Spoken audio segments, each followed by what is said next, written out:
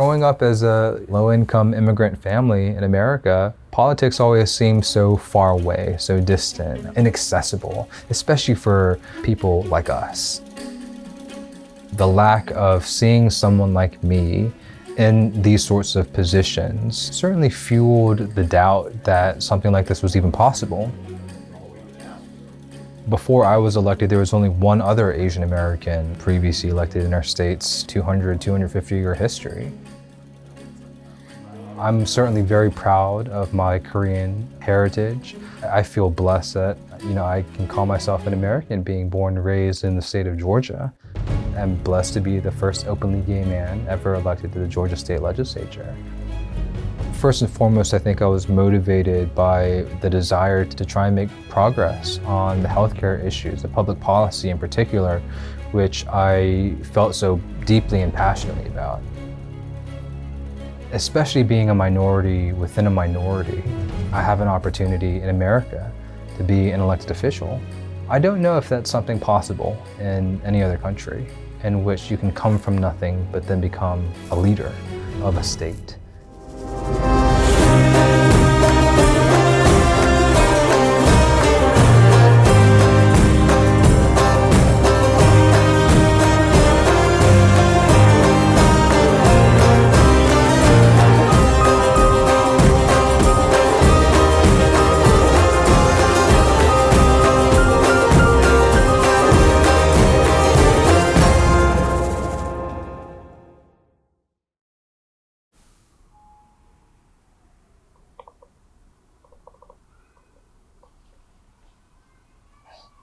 Hi, Mira.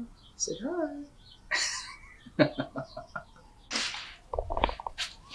So I grew up in Georgia, went to a private Christian elementary school, public middle school, high school. It was a Hope Scholarship in Georgia that gave me an opportunity to go to college without incurring financial debt. But it was through law school that I came across public policy and legislation, which took me down this path toward public service, running for office, and my desire to expand access to healthcare for all folks in Georgia. So for the first quarter of every single year, we're down at the state capitol, drafting, negotiating, and passing legislation. For the rest of the year, you have to have some sort of work. Certainly, I think the work in the HIV/AIDS space is, just another reason why it's so important to expand Medicaid. I learned firsthand that, access to healthcare, whether it's public or private health insurance, is a matter of life or death. And certainly many of our clients experience that on a day-to-day basis. We just realized that people don't even know the difference in a premium or a deductible or what those terms mean, co-insurance. Yeah. So we definitely need to talk about it more. Education is so key. And it's been a huge help to what you've done in the community. That's where a lot of that passion and motivation comes from, right? It's that desire to increase access to healthcare. So I had no intention of running for office. I did not grow up wanting to be an elected official or a politician, but I did feel that running for office would have given me an opportunity to address and make progress on an issue that I very much care about. So back in 2014, my mother was diagnosed with terminal cancer. She went in for surgery to remove what we thought was just a blockage. The surgeon came out and told us, my sisters, my aunt, my family who had been there with her, that he couldn't operate because she had stage 4 cancer. If she did not receive treatment, her life expectancy was 4 to 6 months. With chemotherapy, with treatment, 2 years at most on average. At the same time, in the state of Georgia, our current leaders decided to refuse to expand access to healthcare, which has resulted in more than 500,000 low-income Georgians not having any sort of healthcare. There was no way that my family could have otherwise afforded her chemotherapy, which was at least $30,000 every month. Inspired by my mother's battle against cancer, I decided to take a stand, to jump into the political arena, to use the hardship and the experience that my mother and my family had to try and fight to ensure that every Georgian has access to healthcare. Hey, good to see you, Ron. It is a little weird to be back because the past legislative session was so contentious with us fighting against the voting rights suppression efforts, massive protests. We'll see how crazy things get tomorrow, but it can definitely be considered a circus down at the Capitol.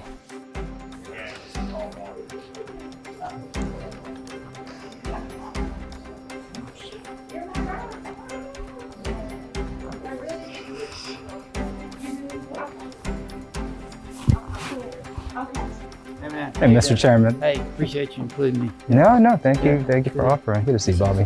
How are you? Sam's been a good friend. It's funny, the very first time we met, I asked him what committees he wanted. And one of the committees he said he wanted to be on was Industry and Labor. And the next breath he said, but I won't get it because I'm a Democrat and the Republicans are in charge and the Speaker appoints the members to committees. And I said, you're gonna be surprised. And sure enough, he ended up on my committee. And Sam and I became good friends because he's really smart. I can depend on him in several ways. He's always going to do research and he asks some really intelligent questions. Chairman Werkheiser and I, we come from very different backgrounds and I'm sure have lived very different lives. But, we share the same desire to improve the laws in the state of Georgia for workers in particular. We talked about a problem that exists in a gap, that a worker got injured and there was no coverage. Do any of the committee members have a question? Representative Park. I've got one question. It sounded like you're only concerned with subsection F. Other than that provision, are you otherwise okay with the effort to ensure that there are no loopholes?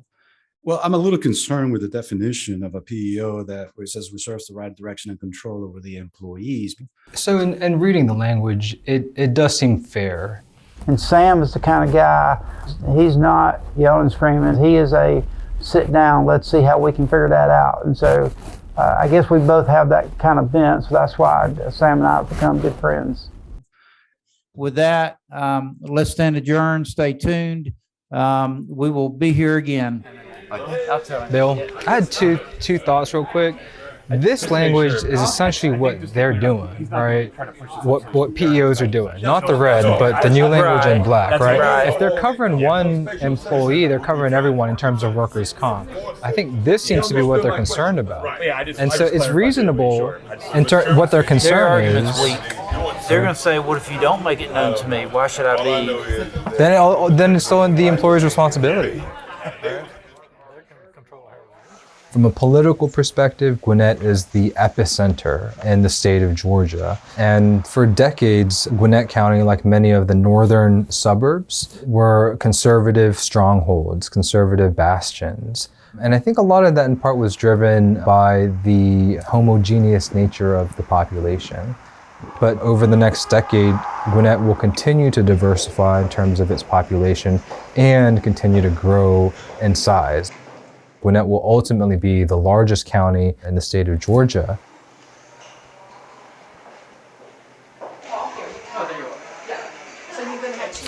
The redistricting process is the most political of political things that I think anyone can do. And in this hyper-partisan political age, I think a lot of folks are tired, frankly, of the constant back and forth and fighting. But nonetheless, it is a necessary obligation in which we are, per the U.S. and Georgia State Constitution, required to do.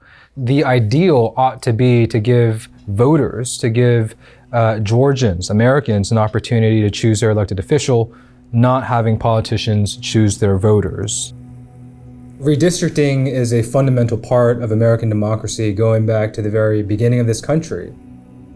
As population grows, after the census is taken every 10 years, we want to ensure that each district has the same number of people. The redistricting of lines in which you are redrawing the lines, that's certainly become a much more partisan endeavor in which, unfortunately, that has been used to help the political party who is in charge to retain political power.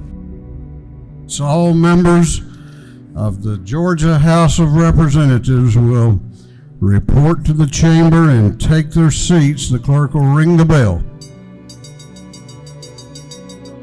Chair recognizes Representative Park to speak to the bill.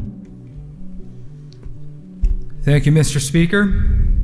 This decade, we as elected representatives in the Georgia General Assembly have the tremendous responsibility to draw fair, non-gerrymandered House district maps.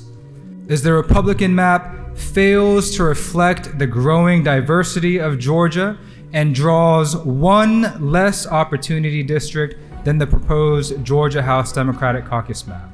And for this reason, I will vote no on House Bill 1EX. Now the moment we've all been waiting for.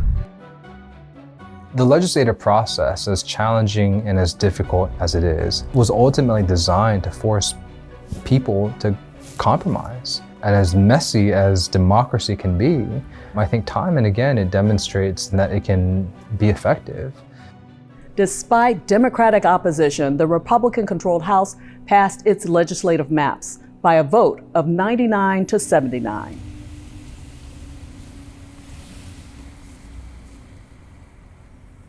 As Gwinnett has diversified, as the next generation has come of age, which has brought in that demographic change, we've seen our elected officials change. So back in 2016, I ran for office, but no one thought that a young Asian American could ever win in that sort of district, because it was a space that, I didn't feel like I belonged, frankly. I was outraised by a 3-to-1 margin the entire time from beginning to end. The odds were certainly stacked against me. I primarily focused on, reaching out and talking to voters of color.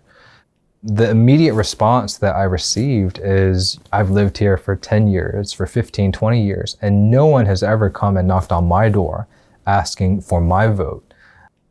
So we had about 5 to 7 folks who I would go and knock on, thousands of doors throughout the district.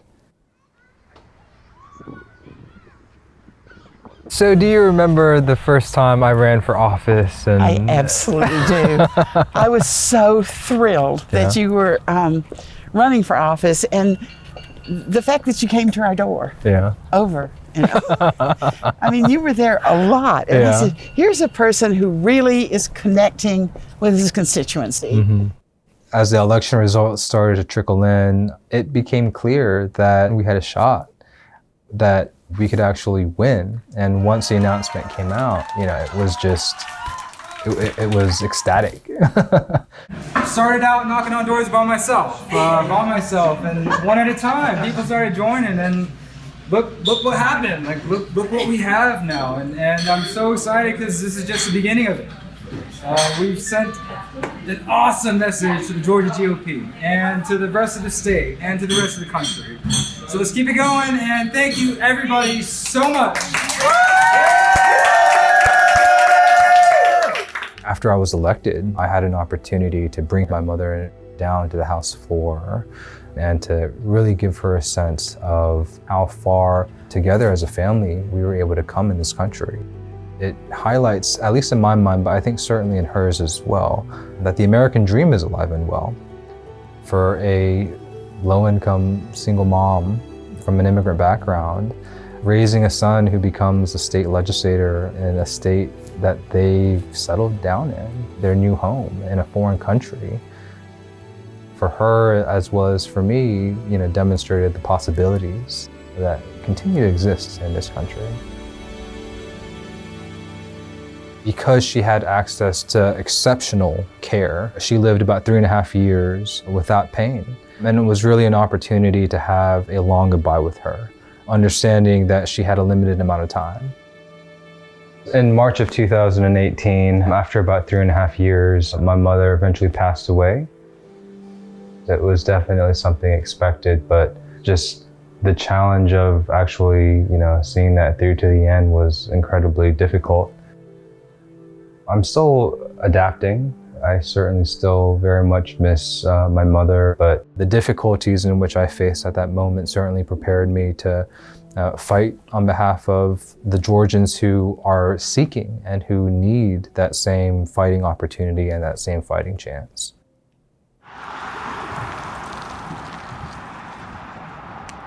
On March 16th, 2021, a young man in his early 20s purchased a gun and went on a shooting rampage, targeting 3 Asian American businesses and killing 8 people within the span of a few hours, 6 of whom were of Asian descent. I think of the 3 or 4 women who were killed in Atlanta. These were women between the ages of 50 and 70 years old of Korean American descent. And when I heard that news, my heart broke and I broke down in tears because of course what immediately came to mind was the passing of my mother. I went to 2 funerals and met with the victims' family members and children of 2 of the mothers who had been shot. It was an incredibly challenging moment in time in which I certainly felt like all the wounds in my heart, were torn open. The United States of America was experiencing a surge in violence and discrimination against Asian Americans, driven primarily by scapegoating the Asian American community for the COVID pandemic. And of course, during the 2020 elections, we saw a historic surge in Asian American participation, which helped elect Joe Biden. Just days after the mass shooting in Atlanta area, the Vice President Harris and I, we went down to Atlanta to meet with Asian Americans and the community across Georgia. It was a raw and emotional visit we had. We heard about their pain, their fear, anger, and all that existed in the community, and the feelings were about those feelings that they felt invisible. It was a very intimate, personal, and frank conversation. My primary focus was to convey what the community was feeling and what they wanted the White House to do to ensure that, again, this horrific shooting was not in vain, and that there was meaningful action taken to address the increase in hate crimes against Asian Americans during this pandemic, which we were successfully able to do. And God bless you all, particularly those who pushed this through and continue to push it. Now I'm going to sign this bill. It's ultimately up to us to determine the course of our country, but we have to acknowledge and understand that we do retain power and we do ultimately have the ability to make our communities better, to ensure that we are living up to our founding values of ensuring freedom, equality, and justice for all.